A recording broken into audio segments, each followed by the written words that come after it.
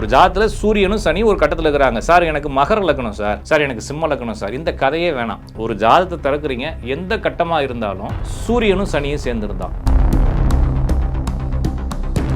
ஒரு கிரகம் டவுன் ஆகுது, அப்பாவுது, இதுக்கு இதை நீங்க பரிகாரமா செய்யுங்க, இந்த தொழிலை எடுத்து செய்யுங்க, இந்த கல்லை போட்டுக்குங்க, இந்த கலரை மாட்டிக்குங்கன்றதெல்லாம் ஹம்பக். அதெல்லாம் நம்பாதீங்க. உங்க ஜாதகத்துல விதி இருந்தா அதை நீங்க தோக்குறீங்களா ஜெயிச்சிடுறீங்களா தொட்டுட்டு தான் போவீங்க அப்படின்றத புரிஞ்சுக்குங்க. நான் சொல்றது எல்லாமே செவ்வாய் வக்ரமா இருக்கு, செவ்வாய் பரிவர்த்தனையா இருக்கு. சார் என்ன தொழில் பண்ணலாம்னா, செவ்வாய் என்பது நெருப்பு, செவ்வாய் என்பது தாது பொருள்கள், செவ்வாய் என்பது மின்சாரம், செவ்வாய் என்பது கட்டுமானம். அப்ப இந்த செவ்வாய் வக்ரம் பரிவர்த்தனை விளிம்புல இருக்கிறவங்க எல்லாரும் பாத்தீங்கன்னா, ஒரு ஜாதகத்துல குரு என்ற கிரகம் ஏதோ ஒரு வகையில கவனிக்கத்தக்க விஷயத்துல இருந்தா, அப்போ வக்ரமா இருந்தா, பரிவர்த்தனையா இருந்தா, ஆட்சி பெற்று இருந்தா, நீசமா இருந்தா, உச்சமா இருந்தா, பலம் பலவீனம் யோகம் அவயோகம் என்று எதை பற்றியும் சிந்திக்காதீர்கள். ஏன்னா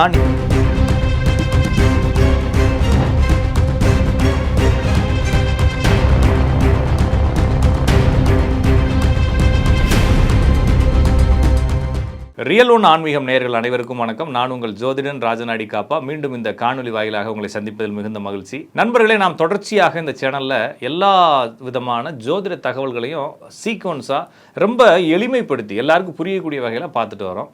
இன்று நாம் பார்க்கக்கூடிய தலைப்பு நேயர்களுடைய நிறைய பேருடைய கேள்விகளாக இருந்த தலைப்பு தான் அது. என்ன தொழில் பண்ணலாம், ஒரு ஜாதகத்தில் எந்த கிரகம் இருந்தால் என்ன தொழில் பண்ணலாம், அல்லது தொழில் பண்ணலாமா, வேலைக்கு போயிடலாமா, வெளிநாட்டுக்கு போகலாமா, இப்படின்ற கேள்விகள் நிறைய பேருக்கு இருக்குது. எல்லாரும் படித்து முடிச்சுட்டு எல்லாருக்கும் உத்தியோகம் தான் புருஷ லட்சணம்னு சொல்கிற அளவுக்கு இங்கே சூழல் மாறி போச்சு. எல்லாருமே படிக்கிறோம். எதுக்கு படிக்கிறோம்னா வேலைக்கு போகிறதுக்கு படிக்கிறோம்.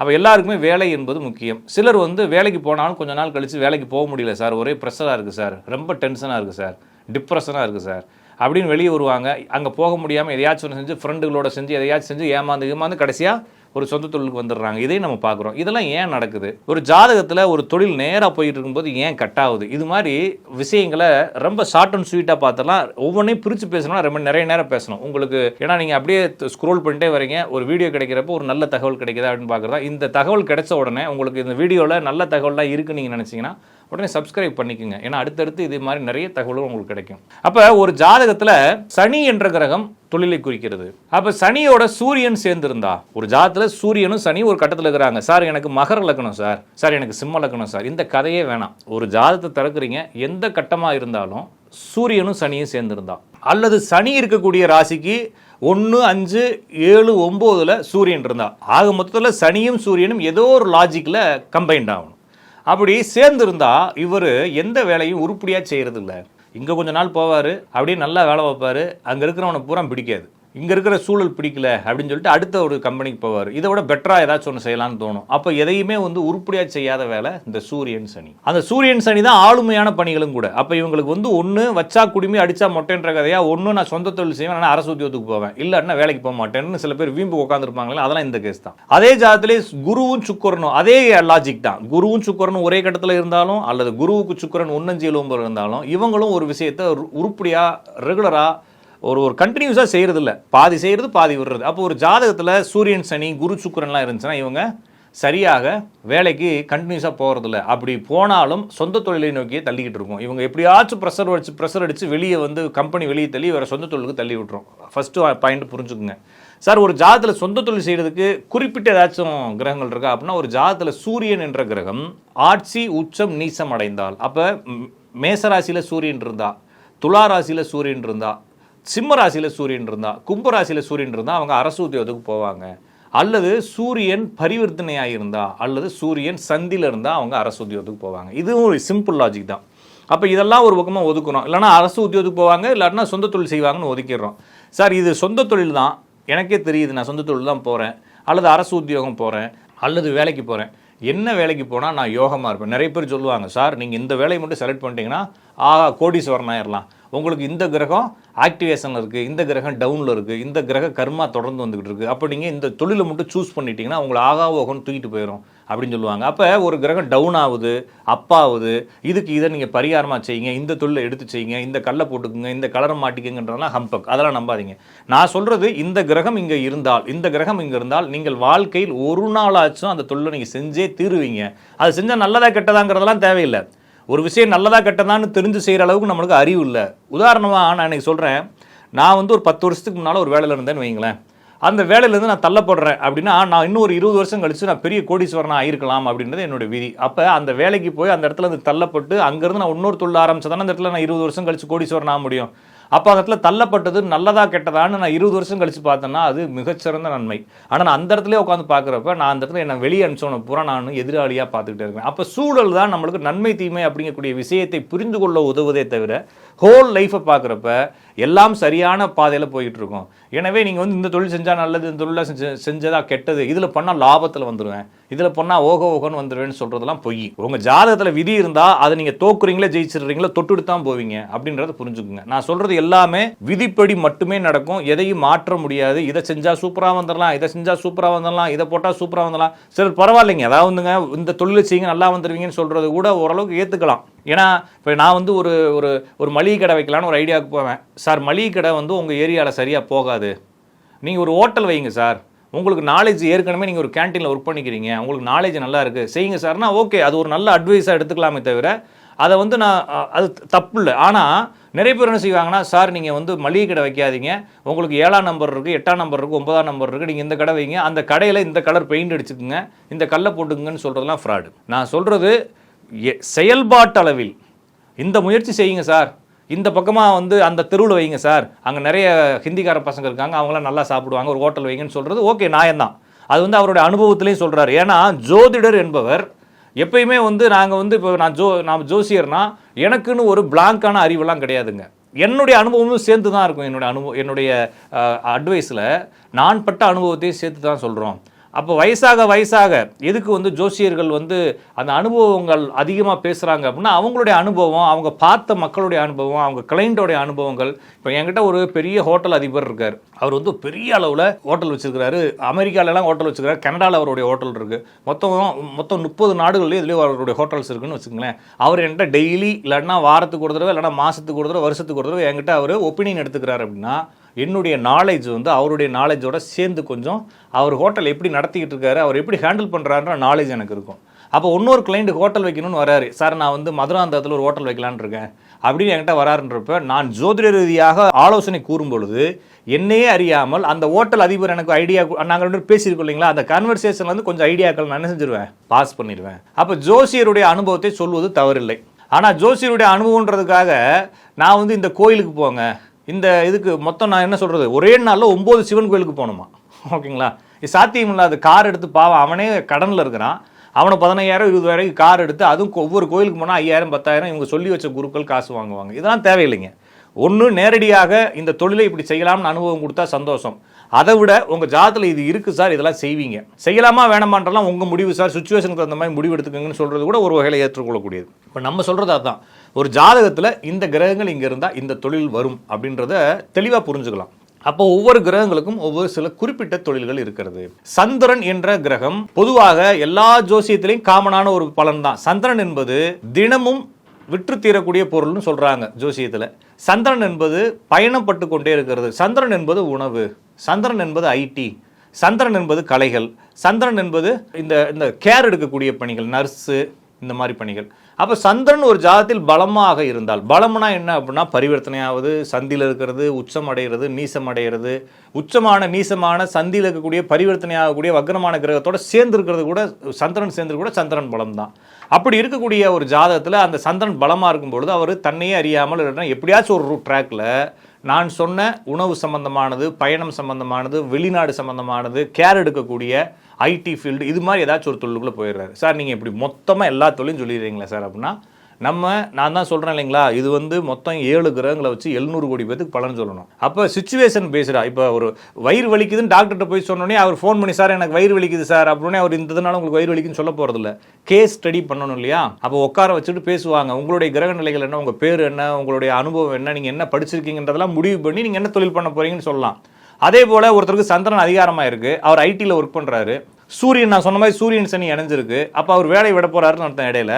அப்போ அவர் என்ன தொழில் பண்ணுவார் அப்படின்னு பார்த்தீங்கன்னா அவங்க அப்பா வந்து விவசாயம் பண்ணிட்டு இருப்பார், சந்திரன் விவசாயம். அப்போ இவர் ஐடி ஃபீல்டுலேருந்து தொழிலை விட்டுட்டு நேராக அவங்க அப்பா வேலை எடுத்து செய்ய போகிறாருன்னு அர்த்தம். அது எப்போ செய்வார் அப்படின்னா சந்திரன் சில நேரங்கள் தூண்டப்படும் போது செய்வாங்க.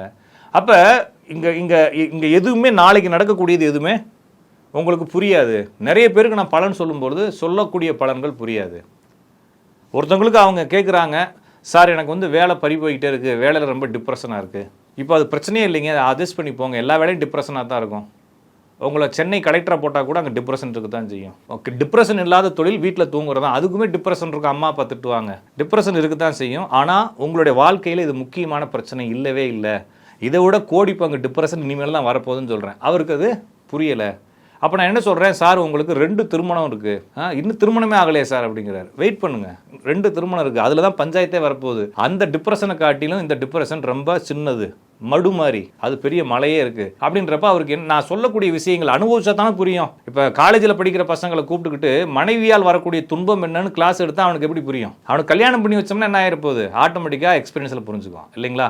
ஆனால் அவனுக்கு அது வரைக்கும் அவனுக்கு மனைவி என்ன செய்வாங்க, எப்படி பேசுவாங்கன்னே தெரியாது. துன்பம்னா அடிக்கிறதா துன்பமா, மனைவி ஒரு வார்த்தையை சொன்னாலே அது 1000 துன்பம் வந்துருன்றது அவனை கல்யாணம் பண்ணி வச்சா தானே தெரியும். அப்போ நான் சொல்கிறது மனைவி மட்டும் இல்லை, கணவனையும் சேர்த்து தான் சொல்கிறேன், சரிங்களா? அப்போ எல்லாமே அனுபவப்படும் போது வரும். அவர்கிட்ட நான் சொல்கிறது, சார் இது பிரச்சனை இல்லை, கல்யாணம் ஆக போது 2 திருமணத்துக்கு போனால் அவருக்கு நான் 4 வருஷத்துக்கு முன்னால் பலன் சொன்னேன். இப்போ நேற்று ஃபோன் போட்டு ரொம்ப ஒரு மாதிரி ஃபீல் பண்ணி பேசுகிறாரு. சார் நீங்கள் சொல்கிறப்ப எனக்கு ஒன்றுமே புரியல சார், நான் போன வருஷம் தான் அதை ரியலைஸ் பண்ணேன். ஒரு கல்யாணம் பண்ணி வச்சாங்க, 2 மாதம் தான் அந்த பொண்ணோட வாழ்ந்தேன், என்ன நிம்மதி இல்லாமல் ஆக்கிருச்சு சார். என் மேலே இப்போ எல்லா கேஸும் போட்டு வச்சிருக்குது, டொமஸ்டிக் வைலன்ஸ் போட்டு வச்சிருக்குது, அந்த பொண்ணுக்கு நகையே கொண்டு வரல, 75 பவுன் நகை போட்டால் அதெல்லாம் குடுங்குது, என்னை வேலையிலிருந்து தூக்கிருச்சு, நான் வேலை பார்க்குற இடத்துல நேரடியாக வந்து நின்று சத்தம் போட்டு என்னை வேலையை விட்டு தூக்கிட்டாங்க, நிம்மதியே இல்லை சார் அப்படிங்கிறாரு. அப்போ உனக்கு புரியுதா, நான் அன்னைக்கு சொன்னது மேனேஜர் திட்டினாருன்னு கோச்சுக்கிட்டே இப்போ பொண்டாட்டி பண்ண வேலையை இப்போ இது என்ன ஆகுனா, இது டிவோர்ஸ் ஆகிட்டு அடுத்த கல்யாணத்துக்கு போகும். அப்போ இது என்ன சொல்கிறோம்னா, ஜோசியக்காரங்க சொல்கிறது சில விஷயங்கள் உங்களுக்கு புரியாது. ஆனால் நம்ம மக்கள் என்ன செய்கிறாங்கன்னா, அவங்களுக்கு என்ன தோணுதோ, சார் நான் என்ன தொழில் பண்ணால் லாபமாக இருக்கும் சார், நீங்கள் இப்போதைக்கு எந்த தொழில் பண்ணாலுமே லாபமாகவே இருக்காது சார், இன்னும் 7 வருஷத்துக்கு பிரச்சனை இருக்குன்னு சொன்னால் ஜோசியரை மாற்றுறாங்க இல்லையா? இல்லை, நான் சொல்கிறது சரியாக புரிஞ்சுக்குங்க. நீங்கள் என்ன தொழில் பண்ணாலும் உங்களுடைய விதி எப்படி இருக்கோ அது நடக்கும். அப்போ என்ன தொழில் பண்ணாலும் சந்திரனுக்கு அந்த தொழில் சார், செவ்வாய் அதிகாரமாக இருக்குது சார், செவ்வாய் வக்கரமாக இருக்குது, செவ்வாய் பரிவர்த்தனையாக இருக்குது சார், என்ன தொழில் பண்ணலாம்னா, செவ்வாய் என்பது நெருப்பு, செவ்வாய் என்பது தாது பொருள்கள், செவ்வாய் என்பது மின்சாரம், செவ்வாய் என்பது கட்டுமானம். அப்போ இந்த செவ்வாய் வக்கரம் பரிவர்த்தனை விளிம்பில் இருக்கிறவங்க எல்லாரும் பார்த்தீங்கன்னா இந்த செங்கல் மணல் ஜல்லி விற்கிறது, நெருப்பை பயன்படுத்துறது கிச்சன், அதுக்கப்புறம் ஃபர்னாஸ். ஒருத்தர்கிட்ட கேட்குறேன், எங்கள் அப்பா வந்து அலுமினியம் ஃபவுண்ட்ரியில் ஒர்க் பண்ணார் அப்படின்னு சொல்கிறார், ஃபவுண்ட்ரி. அப்புறமா வந்து பாத்திரங்கள் செய்யக்கூடிய இடங்கள், அப்புறம் மருத்துவமும் செவ்வாய் தான். அப்போ இந்த தொழிலெலாம் வந்துடும் ஆட்டோமேட்டிக்காகவே. அப்போ செவ்வாய் ஆட்சி உச்ச நீச்சம் இதெல்லாம் பெற்றிருந்தா இன்ஜினியரிங், இண்டஸ்ட்ரீஸு, மெடிசன், இந்த தொழிலுக்குள்ளே போவாங்க. ஒரு ஜாதத்தில் புதன் வக்ரம் பரிவர்த்தனை விளிம்பாக இருந்தால் மருந்து, liquid, container, marine engineering, liquor, gas cylinders, இது மாதிரி தொழில்கள்லாம் பண்ணுவாங்க.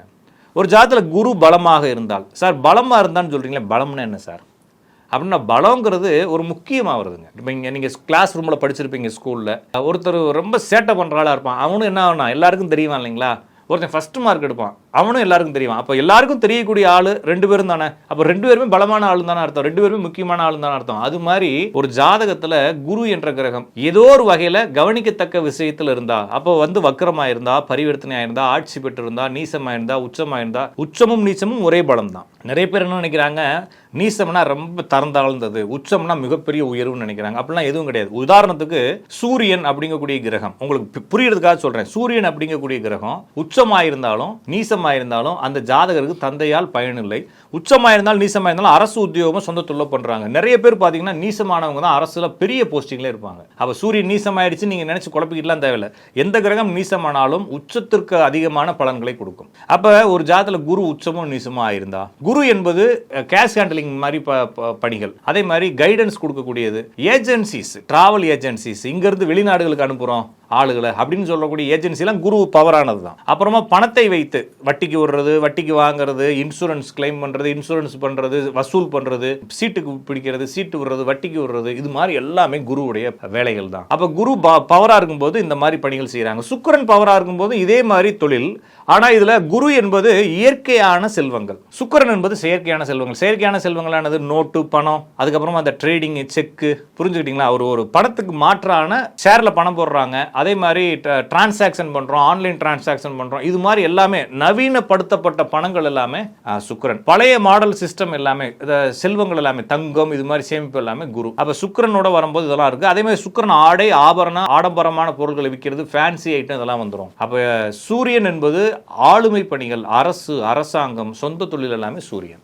சனி என்பது சர்வீஸ் ஓரியன்ட் சர்வீஸ்னா என்னது? இப்போ நான் எங்கள் ஊரில் வந்து ஒரு கவுன்சிலர் இருக்காரு, எங்கள் ஊரில் ஒரு வார்டு மெம்பர் இருக்காரு. அப்போ வார்டு மெம்பரு, கவுன்சிலரு, இது மாதிரி லோக்கல் டொமஸ்டிக்காக இருக்கக்கூடிய பவரில் இருக்கக்கூடிய ஆளுகள் எல்லாத்தையுமே வந்து எல்லாருமே அரசாங்கம்னா சூரியன்னு சொல்லிடக்கூடாதுங்க. அரசாங்கத்திலேயே ஏன்னா இவங்களுக்குலாம் சேலரி இல்லாமல் ஒர்க் பண்ணுறாங்க. யார்கிட்ட வேணாலும் போய் கேளுங்க, வார்டு மெம்பருக்கு இவங்களுக்குலாம் சேலரி கிடையாது. இவங்களாம் சர்வீஸுக்காக வந்திருக்கவங்க. அவங்க எப்படி சம்பாதிக்கிறாங்கன்றது அவங்கவுங்களுக்கு தெரியும், ஆனால் அவங்களுக்கு சேலரி கிடையாது. அப்போ இது மாதிரி எந்த ஒரு எதிர்பார்ப்பும் இல்லாமல் சமூகத்துக்காக உழைக்கக்கூடிய எல்லாத்தையுமே சனி குறிப்பிடுகிறது. சனி நல்லா பவராக இருந்துச்சுன்னா ஒர்க்கஹாலிக்காக இருப்பாங்க. எப்போ பார்த்தாலும் மென்டல் மாதிரி வேலையை பற்றியே சிந்திச்சுக்கிட்டு இருப்பாங்க. 24 hours வேலைக்குள்ளேயே இருப்பாங்க. வீட்டில் அவர் எங்கே இருக்காருன்னு கேட்டால் வேலை இருக்கிறாருன்னு சொல்லுவாங்க. வீட்டில் உட்காந்து வீட்டு வேலையை தவிர்த்து வேற வேலையை பார்த்து இருப்பார். இது எல்லாமே சனியினுடைய பண்புகள். அப்போ ஒவ்வொரு கிரகங்களும் ஒரு ஜாதகத்தில் பலமாகும் பொழுது அந்தந்த தொழில்களை உங்களுக்கு கொண்டு வந்து கொடுக்கும். இதில் எது பலமானது, எது நல்லது, எது வந்து யோகமானது, எது அவயோகமானதுன்ற எந்த ஒரு குழப்பமும் தேவையில்லை. நீங்கள் உங்கள் ஜாதகத்தில் இந்த கிரகங்கள் பலமாக இருந்தால், இந்த கிரகங்கள் முக்கியமாக இருந்தால் இந்த தொழிலை ஒரு நாள் ஆச்சும் செஞ்சுட்டு தான், சரிங்களா, செஞ்சுட்டு தான் அடுத்த தொழிலுக்கு போவீங்களே தவிர இதை செய்யாமல் உங்களால் வாழ்க்கையில் இருக்க முடியாது.